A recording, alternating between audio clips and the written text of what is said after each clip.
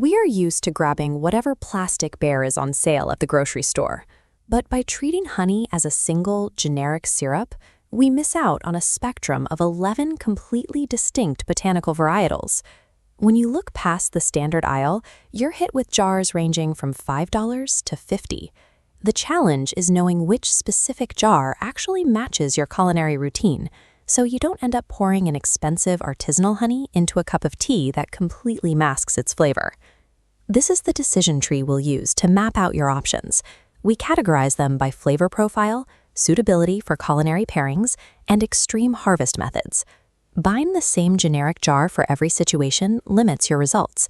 Matching the botanical origin to your specific use case is how you transform a standard meal into a specialized pairing that makes the premium price worth it. We start with the versatile lights.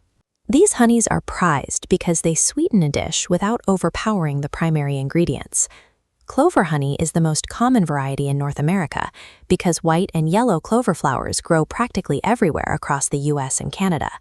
That massive, reliable supply allows beekeepers to produce it in huge quantities, making it the highly cost-effective default for high-volume tasks like baking.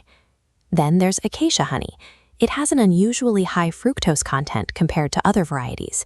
This structural difference means it physically resists crystallizing, allowing it to stay perfectly liquid and almost crystal clear for years. That structure comes with an aggressively delicate, neutral flavor, almost like a hint of vanilla. To sweeten a cold drink invisibly without altering the core taste, Acacia is the superior choice. For a step up in flavor, orange blossom honey is produced during the brief window when citrus groves bloom in places like Florida and Spain. It delivers a fresh, fruity aroma that pairs specifically well with Mediterranean and Middle Eastern pastries. These light honeys are your low-risk pantry staples. They belong in general culinary applications, where the honey is meant to support the dish rather than be the star flavor. The robust darks take the exact opposite approach. You sacrifice broad versatility for intense profiles that demand highly specialized culinary pairings. Buckwheat honey, for example, isn't related to wheat at all. The plant is actually in the rhubarb family. It produces a thick, molasses-like honey packed with antioxidants that Eastern Europeans and North Americans have relied on for generations as a throat remedy. Chestnut honey pushes the intensity even further. It carries heavy notes of coffee and dark chocolate. If you taste it expecting the gentle sweetness of clover, the bitter, savory profile will catch you completely off guard. Because it lacks that traditional sweetness, its savory profile makes it the definitive pairing for strong, salty Italian cheeses like pecorino. Eucalyptus honey follows a similar rule.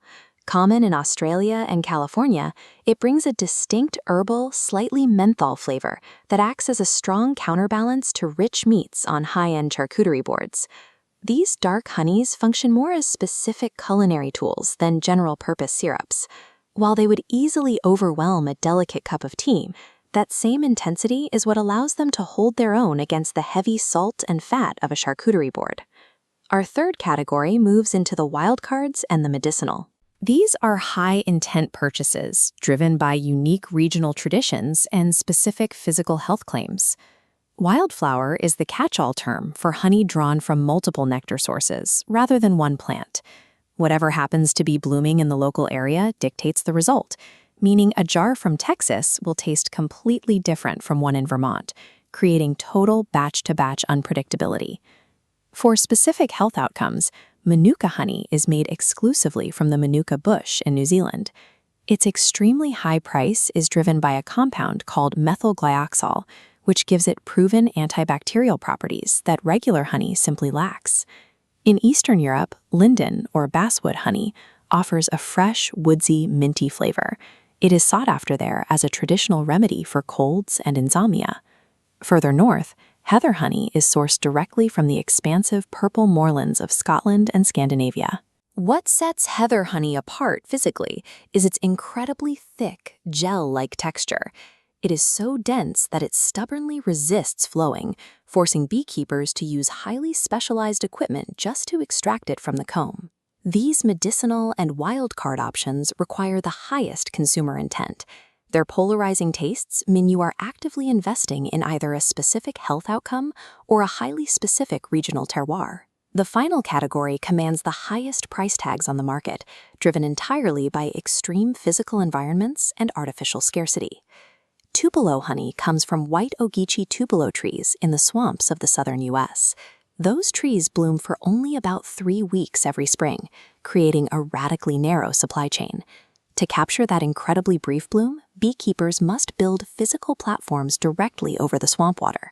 The reward for that labor is a smooth, buttery honey with distinct hints of cinnamon. On the more dangerous side is mad honey from Nepal. Harvested from specific rhododendron flowers, it contains cyanotoxins, compounds that trigger dizziness, hallucinations, and potentially dangerous drops in your heart rate.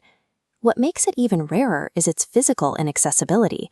The bees build these massive, dark honeycombs tightly onto the exact undersides of sheer rocky overhangs high up in the Himalayas.